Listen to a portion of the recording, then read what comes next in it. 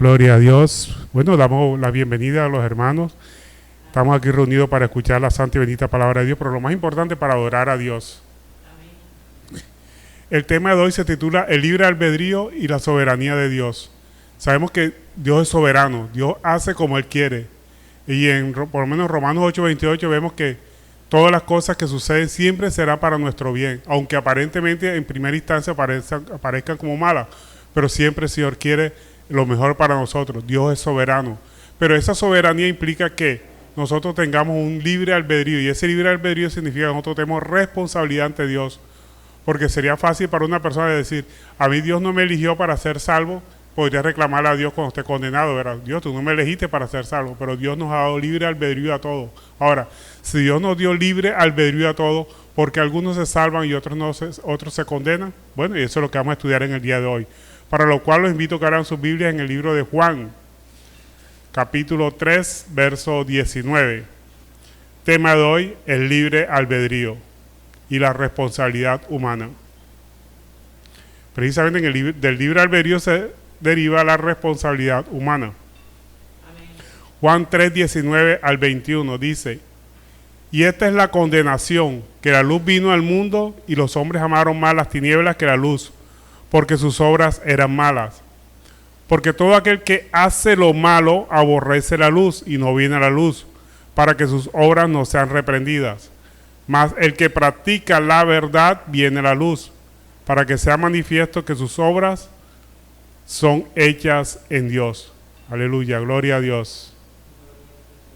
Entonces, ¿qué es el libre albedrío? Se ha hablado mucho sobre qué es el libre albedrío. El libre albedrío es la capacidad que tiene el hombre de decidir entre el bien y el mal, sin estar sujeto a condiciones externas a él, sino simplemente de su propia voluntad, él puede elegir las cosas buenas o las cosas malas. Pero este libre albedrío únicamente lo recibió o lo tenía Adán, porque a Adán precisamente le fue entregado todo para que él pudiera elegir entre lo que era bueno y lo que era malo. ¿Por qué solamente Adán tenía el libre albedrío completo, pleno? No quiere decir que nosotros no lo tengamos, y eso es lo que vamos a estudiar más adelante. Adán tenía el libre albedrío pleno porque él tenía naturaleza espiritual viva. Es más, no tenía naturaleza carnal. Su naturaleza carnal ni siquiera había nacido. Nació con el pecado original. Pero él, como él tenía la naturaleza espiritual viva, por eso podía obedecer o desobedecer a Dios. Él era libre completamente, no había ninguna presión para él. Él no tenía maldad en su corazón. Él no había pecado, él no había comenzado el proceso del pecado. Y por eso, cuando Adán pecó, fue creado el pecado. Pero Adán fue creado sin pecado. Él no tenía conocimiento del pecado, no había maldad en su corazón. Su naturaleza no estaba corrompida. Miremos lo que nos dice al respecto sobre Adán en Génesis 2:16. En Génesis 2:16 nos recuerda que dice, y mandó Jehová Dios al hombre, diciendo, de todo árbol del huerto podrás comer, mas del árbol de la ciencia del bien y del mal no podrás comer, porque el día que de él comiere ciertamente morirá. Y vemos que Adán comió del árbol cuando pecó y sin embargo siguió vivo. ¿Por qué dijo el Señor ciertamente morirá? Morirá espiritualmente, o sea, te va apartando del Señor. Y eso es lo que el Señor le estaba recalcando, que no comiera del árbol del bien y del mal. Ahora, pero este libre albedrío fue afectado por el pecado original. El pecado original que cometió Adán al desobedecer a Dios, nació, ese pecado original nació por la desobediencia de Adán. Aunque Adán podía elegir, su acción pecaminosa contaminó a toda la humanidad. Nosotros heredamos la maldad de Adán y Eva. El pecado de Adán y Eva lo heredamos nosotros. Esa condición, esa concupiscencia o esa inclinación hacia las cosas malas, nosotros no hacemos. Pero de nosotros depende el actuar conforme a esa convicción, esa concupiscencia, o actuar conforme a los mandatos de Dios. Entonces, cuando Adán comió del árbol que le ofreció su mujer, la mujer no pecó.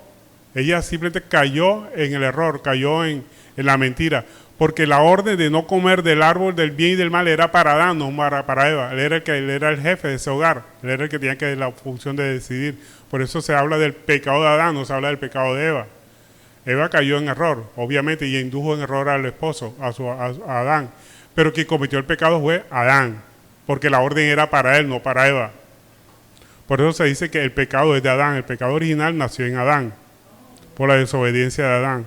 Como dice Génesis 3:6, dice que, y vio la mujer que el árbol era bueno para comer y agradable a los ojos, y el árbol codiciable para alcanzar sabiduría, y tomó de su fruto y comió, y dio también a su marido, el cual así como comió, así como de ella. Entonces vemos que el que cometió el pecado obviamente fue Adán. Y esa desobediencia de Adán, con esa desobediencia de Adán, corrompió toda la naturaleza humana. Nosotros heredamos el pecado original de Adán. Entonces desde ese momento la voluntad del hombre es dominada por el mal. Podemos decir que desde ese día comenzó la concupiscencia. La concupiscencia no es más que la inclinación hacia el mal. Y eso afectó toda la raza humana. Porque sabemos nosotros, por cuanto el pecado entró al mundo por un hombre, por su desobediencia, por un hombre también seremos salvos, el que se llama Cristo, ¿verdad? Porque Adán cometió el pecado y el postrer Adán, que es Cristo, pues a través de él nosotros pues, podemos ser salvos. Y cuando se cometió el pecado original surgió el determinismo. ¿Qué es el determinismo? Que el pecador sigue haciendo lo que quiere, pero su inclinación natural se aleja de las cosas de Dios. A pesar que el hombre puede elegir entre el bien y el mal, siempre tiende a elegir lo malo, porque esa es la inclinación nata del hombre, desobedecer los mandatos de Dios. El hombre peca porque tiene naturaleza pecadora. El hombre no es pecador porque peca, el hombre peca porque es pecador, porque tiene una naturaleza pecadora innata. Es una inclinación inevitable hacia hacer el mal. Y por esa inclinación responsable hacia hacer el mal, el hombre es, como dijimos anteriormente, responsable ante Dios por todo lo que él haga. El hombre es responsable del pecado original cuando elige aceptar y actuar de acuerdo a nuestra naturaleza pecaminosa. Y el hombre es responsable de sus hechos ante Dios y solamente puede salir de esa condición pecaminosa cuando reconoce su condición pecadora. Amén. Porque así como dijo el apóstol Pablo, que Cristo vino por pecadores, de los cuales yo soy el primero. Tenemos que reconocer siempre que somos pecadores. Y en la medida que nosotros reconozcamos que somos pecadores, es cuando nosotros reconocemos que necesitamos un Salvador. Y el Salvador es nuestro Señor Jesucristo. Que Él vino no a condenar, sino a salvar lo que se había perdido. Porque nosotros nacemos condenados prácticamente. Entonces por eso se dice que Él vino a salvar. Que Cristo no vino a condenar, sino a salvar lo que se había perdido. Porque sin Cristo ya estamos condenados. Por eso Él vino a salvar lo que se había perdido.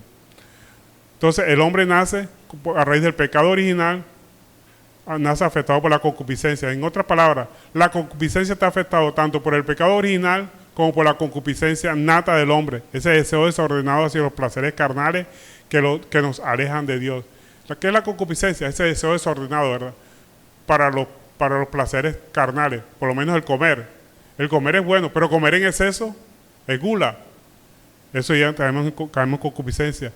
Las relaciones sexuales es buena entre las parejas casadas, pero fuera del matrimonio ya se considera pecado ante los ojos de Dios. El deseo desordenado por los placeres deshonestos. En el diccionario se define así también, ¿verdad? Placeres desordenados por los placeres deshonestos. Pero realmente la concupiscencia es un deseo desordenado hacia los placeres carnales. Hay muchos placeres carnales que son buenos, pero si actuamos desordenadamente, pues ya incurrimos en pecado. Nos dejamos llevar por la concupiscencia, esa inclinación natural hacia las cosas malas. Ahora, ¿cómo nosotros podemos restaurar el libre albedrío que es afectado por el pecado original y por la concupiscencia? Solamente hay dos formas de salir de ese libre albedrío afectado por el pecado original y por la concupiscencia. El libre albedrío es restaurado a su estado original por la gracia divina. Y esa gracia divina es el ofrecimiento de Dios, el favor inmerecido, amoroso que Dios le da a toda la humanidad. Ese amor, por el amor de Dios hacia nosotros que se expresa en que Dios entregó a su Hijo unigénito para que todo aquel que Él crea no se pierda, mas tenga vida eterna. En otras palabras, Dios hizo el trabajo para que nosotros podamos salir de ese estado pecaminoso y podamos obtener otra vez el libre albedrío original. Y esa obra se concretó con la obra de Cristo en la cruz del Calvario, porque Cristo en la cruz del Calvario nos ofrece salvación y vida eterna. ¿En qué forma? A través de su muerte, nosotros podemos morir también a la carne, a los deseos carnales. Y a través de su resurrección nosotros nacemos a una vida nueva. Pero esa es la obra de Dios. No quiere decir que porque ya Cristo murió en la cruz del Calvario todos vamos a ser salvos, no, se requiere otra cosa. Ya Cristo hizo su obra, Dios hizo la obra que le correspondía, nos toca a nosotros hacer la otra obra. ¿Y cuál es la obra que nos toca hacer nosotros? Complementar esa restauración del libre albedrío. Tenemos que tener una respuesta positiva al hombre, de parte del hombre, mediante nuestra responsabilidad, y eso se concreta a través del arrepentimiento y de la fe en Cristo. Arrepentimiento de las obras carnales, reconocer que somos pecadores, que sin Cristo estamos perdidos, y vivir en el Espíritu. Reconocer la condición pecadora que nosotros tenemos, como dijo el apóstol Pablo, que Cristo vino por pecadores, de los cuales yo soy el primero. Y en 1 Pedro 3:18, por favor me acompañe, 1 Pedro 3:18, aquí nos alienta también la palabra de Dios, que tenemos que reconocer nuestra condición pecadora y la obra que Cristo hizo en la cruz del Calvario por nosotros. 1 Pedro 3:18 nos dice, porque también Cristo padeció una vez por los pecados, el justo por los injustos, para llevarnos a Dios, siendo a la verdad muerto en la carne, pero vivificado en espíritu. Entonces, así como Dios hizo su obra, ya Él hizo su obra, ¿verdad? ¿Cuál fue su obra? De darnos su amor y demostrar su amor, que ofreció a su Hijo Jesucristo para que muriera por nosotros. Cristo murió en la cruz del Calvario por nuestros pecados y resucitó al tercer día para redimirnos y darnos vida nueva. Pero nos toca a nosotros hacer nuestra parte. ¿Cuál es la parte que nos toca a nosotros? Arrepentirnos de nuestro pecado. Arrepentirnos de nuestro pecado y, lo más importante, vivir conforme al Espíritu. Seguir el ejemplo de Cristo. Tener fe en Jesucristo. ¿Y qué significa tener fe en Cristo? Hay muchos que tienen fe en Cristo, ¿verdad? ¿Y qué significa tener fe en Cristo? Es seguir su ejemplo. Y Cristo, el mayor ejemplo que nos puede dar es que Él quiere que nosotros seamos mansos y humildes de corazón. ¿Qué significa ser manso y humilde? Manso porque anteriormente éramos rebeldes a la palabra de Dios. La palabra de Dios dice una cosa y nosotros terminamos haciendo otra cosa. Él quiere que seamos mansos, o sea, que lo obedezcamos, que nos sometamos a la palabra de Dios, que seamos mansos con respecto a su palabra y humildes con respecto al prójimo, que dejemos el orgullo y que tratemos a los demás como si fueran superiores a nosotros, porque realmente todos somos iguales ante los ojos de Dios. Pero en la medida que nosotros tratamos a los demás como si fueran superiores a nosotros, esas personas nos van a tratar a nosotros también con respeto. Entonces, seguir el ejemplo de Cristo es tener fe en Cristo, pero también tener fe en Cristo, además de seguir su ejemplo, ser manso y humilde de corazón, tenemos que honrarlo. ¿Qué significa honrar a Cristo? Que todo lo que nosotros hagamos glorifique el nombre de Dios. Todo lo que nosotros hagamos glorifique su nombre, porque todo es para su gloria. Tener fe en Cristo significa que estemos juntamente con Cristo crucificado, para que ya no vivamos nosotros, no hagamos nuestros deseos, sino que hagamos los deseos de Cristo, así como dice Gálatas 2:20, que dice, con Cristo estoy justamente crucificado y ya no vivo yo, mas vive Cristo en mí. Y lo que ahora vivo en la carne, lo vivo en la fe del Hijo de Dios, el cual me amó y se entregó a sí mismo por mí. Entonces, ¿qué significa tener fe en Cristo? Es seguir su ejemplo y honrarlo en todo lo que hagamos, porque hay muchos que tienen fe, pero hay dos clases de fe. La Biblia nos enseña que hay dos clases de fe. Hay una fe muerta, que inclusive hasta los demonios lo tienen. La Biblia nos enseña que los demonios creen en Dios y tiemblan, porque muchos confunden fe con solamente creer en Dios. Esa es una fe muerta, porque simplemente saben que Dios existe, pero no lo obedecen ni lo siguen. La fe viva es aquella que, además de creer en Dios, va acompañada de obras que demuestran que tenemos fe en Dios, que creemos en Dios. Esa es la fe viva, como dice Santiago 4:7. Porque la fe sin obras es muerta. Tienen que estar acompañadas nuestra fe con obras que demuestren que realmente nosotros creemos en Dios. Todos los hombres tienen libre albedrío, todos. Simplemente que uno lo tienen opacado por la concupiscencia y por el pecado original, y otros están libres ya de esas dos razones que opacan el libre albedrío, que son los creyentes. El incrédulo tiene afectado el libre albedrío por el pecado original y la concupiscencia, esa naturaleza pecadora que lo lleva a cumplir los malos deseos, la concupiscencia. Que la concupiscencia no es más que satisfacer o hacer en exceso los deseos carnales. Mientras que el creyente que experimenta la nueva creación está libre del pecado original y tiene una nueva creación y experimenta el nuevo nacimiento, como dice la palabra de Dios, que nosotros tenemos que experimentar el nuevo nacimiento, porque para poder ver el reino de Dios tenemos que cambiar de naturaleza. De esa naturaleza carnal de la que nosotros nacemos, pasar a una naturaleza espiritual, para que podamos entender y conocer y ver el reino de Dios y su justicia. Porque es la única forma de experimentar un nuevo nacimiento. Así como la abeja, el ejemplo que poníamos la vez pasada, la abeja come miel mientras que la mosca come basura. La única forma de que la mosca comiera miel y dejara de comer basura sería que cambiara su naturaleza. Así nosotros, para que dejemos de pecar y hagamos las cosas conforme a la voluntad de Dios, tenemos que cambiar de naturaleza carnal a la naturaleza espiritual para que podamos entender la voluntad de Dios, que es buena, agradable y perfecta. Y solamente podemos cambiar la naturaleza espiritual, cambiar por la naturaleza carnal a la naturaleza espiritual cuando hemos experimentado el nuevo nacimiento en Cristo Jesús. Entonces, el libre albedrío es un regalo divino y nos da una elección, nos da la facultad de elegir entre obedecer a Dios y o desobedecerlo, entre seguir la luz o seguir la oscuridad. Seguir la luz es la palabra de Dios y la oscuridad es nuestros propios deseos que nos llevan ¿qué? A la perdición. Y de eso depende que nosotros tengamos consecuencias eternas como la salvación y vida eterna. Si nosotros seguimos la luz de Cristo, la palabra de Dios, que la luz de Cristo es la palabra de Dios, vamos a tener salvación y vida eterna. Pero si amamos más las tinieblas y obedecemos y hacemos las tinieblas, es decir, que hacemos nuestros propios deseos, nos alejamos de Él y vamos a tener consecuencias eternas como es la condenación en el infierno, porque eso es lo que le espera a todas las personas que hacen lo malo. Entonces, sabemos que Dios es soberano, ¿verdad? Pero Dios nos ha dado libre albedrío. Pero ese libre albedrío está opacado, ¿por qué?